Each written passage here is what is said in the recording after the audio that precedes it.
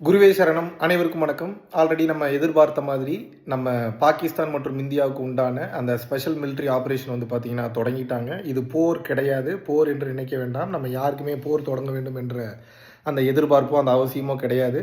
தீவிரவாத முகாம்களை மட்டும் குறிவைத்து கிட்டத்தட்ட ஒரு 9 இடங்களில் வந்து பார்த்தீங்கன்னா இந்தியா வந்து நேற்று இரவு வந்து தாக்குதல் வந்து நடத்தியிருக்காங்க.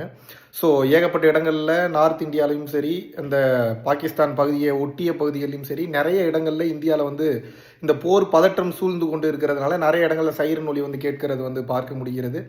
இந்திய ராணுவம் மிகச்சிறந்த முறையில் வந்து பதிலடி கொடுத்துட்டு இருக்காங்க. மிசைல்ஸ்லாம் வந்து அனுப்பி பல்லாயிரம் கிலோமீட்டருக்கு அந்த பக்கம் இருக்கக்கூடிய இடங்கள்லாம் வந்து பார்த்தீங்கன்னா மிக துல்லியமான முறையில் வந்து பார்த்தீங்கன்னா அவங்க வந்து தகர்த்தெறிந்திருக்கிறார்கள் என்று வந்து சொல்ல வேண்டும். F-16 வகை ரக விமானம் ஒன்றை வந்து பார்த்தீங்கன்னா சுட்டு வீழ்த்திருக்காங்க.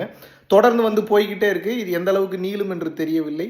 இறைவனின் பேரருளினாலும் பெரும் கருணையினாலும் வந்து பார்த்தீங்கன்னா மிகச் சரியான முறையில் இந்தியா பதிலடி கொடுத்து இந்தியாவினுடைய பெயரையும் இந்தியாவினுடைய பாதுகாப்பையும் உலகளவில் உறுதி செய்து நடுநிலையில் நின்று நம்மளுடைய மக்கள் அனைவரும் வந்து பார்த்தீங்கன்னா இந்த நேரத்தில் நமது அரசிற்கு துணை நின்று தீவிரவாத முகாம்களை முழுதுமாக காலி பண்ணுற அளவுக்கு நம்ம வந்து சப்போர்ட்டுக்கு நிற்கணும்னு வந்து இந்த நேரத்தில் வந்து நான் வந்து தாழ்மையுடன் கேட்டுக்கொள்கிறேன்.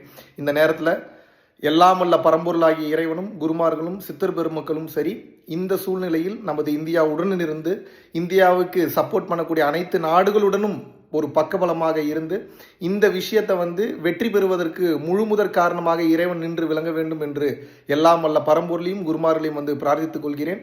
இந்த நேரத்தில் தேவையில்லாத பதட்டங்களை பரப்பாமல், அச்சங்களை பரப்பாமல், டென்ஷனை பரப்பாமல் அமைதியையும் அது மட்டும் இல்லாமல் அன்பையும் நம்ம நாட்டு மேலே நமக்கு இருக்கக்கூடிய அந்த பற்றையும் அந்த தேசப்பற்றையும் காட்டக்கூடிய ஒரு தருணம் இது.